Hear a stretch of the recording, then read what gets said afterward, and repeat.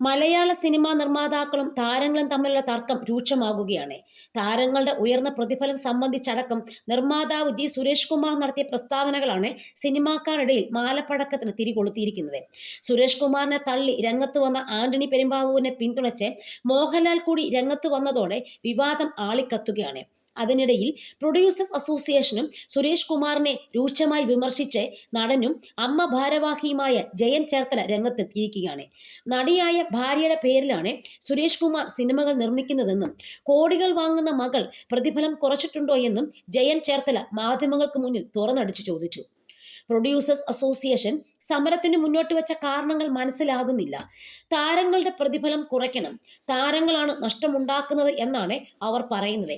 ഈ താരങ്ങളെ വെച്ച് കുറെ ലാഭം ഉണ്ടാക്കിയിട്ടുള്ള നിർമ്മാതാക്കൾ തന്നെയാണ് ഇപ്പോൾ സംഘടനയുടെ തലപ്പത്ത് ഇരിക്കുന്നത്. അവർ തന്നെ പറയുന്നു പ്രതിഫലം കുറയ്ക്കണം. അതുകൊണ്ട് സിനിമ ലാഭത്തിലാകുമോ? താരങ്ങൾക്കാണോ മുഴുവൻ പണവും കൊടുക്കുന്നത്? ഇത് താരങ്ങളെയും താരസംഘടനയും ലക്ഷ്യമിട്ടിട്ടുള്ള ആസൂത്രിതമായ ആരോപണമാണെന്നാണ് അദ്ദേഹം പറയുന്നത്. അത്ര ചങ്കൂറ്റം ഉണ്ടെങ്കിൽ താരങ്ങളില്ലാതെ സിനിമയെടുത്ത് ഹിറ്റാക്കട്ടെ. അതെന്താണ് ചെയ്യാത്തത്?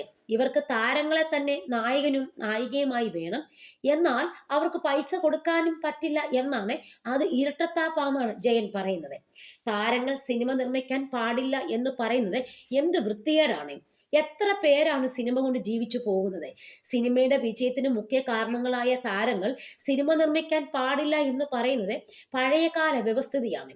നിങ്ങൾ അടിയാളന്മാരും ഞങ്ങൾ മുതലാളിമാരും എന്നതാണ്. ഇത്തരം അഹങ്കാരമൊന്നും അംഗീകരിച്ചു കൊടുക്കാൻ പറ്റില്ല.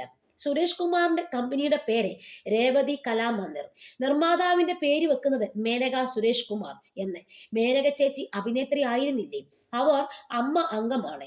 അവരെ കുറ്റം പറയുന്നില്ല. പക്ഷെ പറയുന്ന സമയത്ത് ഇതൊക്കെ ആലോചിക്കണ്ടേ? തന്റെ സിനിമാ കമ്പനിയുടെ നിർമ്മാതായി പേര് വെക്കുന്നത് മേനക സുരേഷ് കുമാർ എന്ന്. അദ്ദേഹത്തിന്റെ മകൾ കോടികൾ വാങ്ങുന്ന നടിയല്ലേ? ഇന്നുവരെ ഒരു രൂപ കുറച്ച് വാങ്ങിയതായി നമ്മുടെ അറിവിലുണ്ടോ?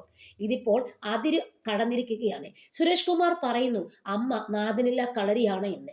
ഈ പ്രൊഡ്യൂസേഴ്സ് അസോസിയേഷൻ കടത്തിലായി, അവർക്ക് പൈസ ഇല്ല എന്ന് പറഞ്ഞപ്പോൾ 1 കോടി രൂപ കടം കൊടുത്തത് അമ്മ അസോസിയേഷനാണ്. തെളിവായി രേഖകളുണ്ട്. അതിൽ നിന്നും 60 ലക്ഷമേ തിരിച്ചു തന്നിട്ടുള്ളൂ. ഇതിനുശേഷം കഴിഞ്ഞ വർഷം അമ്മയിൽ വന്ന ഇവർ പറഞ്ഞു അവർക്ക് വേണ്ടി ഒരു ഷോ ചെയ്തു കൊടുക്കണം. താരങ്ങൾ ഇല്ലെങ്കിൽ ഷോ ഹിറ്റാകില്ല. 2.5 കോടി കടമുള്ളത് വീട്ടണമെന്നേ. അന്ന് ലാലേട്ടനും മമ്മൂക്കയും എല്ലാവരും പറഞ്ഞു നിർമ്മാതാക്കളെ നിലനിർത്തിക്കൊണ്ട് പോകേണ്ടത് സിനിമയുടെ ആവശ്യമാണ്, അതുകൊണ്ട് അവർക്കൊരു ഷോ ചെയ്ത് കൊടുക്കണം എന്ന്. അമ്മ അംഗങ്ങൾ എല്ലാവരും ഫ്രീ ആയി ഖത്തറിലേക്ക് ചെന്നു. അമേരിക്കയിൽ ഉണ്ടായിരുന്ന ലാലേട്ടൻ സ്വന്തം പൈസ മുടക്കി ഖത്തറിലേക്ക് വന്നു. ആ ഷോ അവർക്ക് നടത്താൻ സാധിച്ചില്ല. അവിടുന്ന് പിരിയേണ്ടി വന്നു.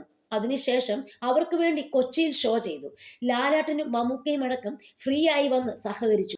അന്ന് ലഭിച്ച 4 കോടിയിൽ 70% 2,60,00,000 എടുത്ത് ഈ പ്രൊഡ്യൂസർ അസോസിയേഷനാണ്. അവരുടെ കടം തീർക്കാൻ വേണ്ടിയാണ്. പടം ഉണ്ടാക്കാൻ മാത്രം താരങ്ങളെ വേണം. അത് കഴിഞ്ഞാൽ പിന്നെ താരങ്ങൾ ഏറ്റവും മോശക്കാരാണ് എന്നാണ്. നാണമുണ്ടോ, നന്ദിയുണ്ടോ? സംസാരിക്കുമ്പോൾ മനുഷ്യത്വം വേണ്ടേ എന്ന് ജയൻ ചേർത്തല ചോദിച്ചു.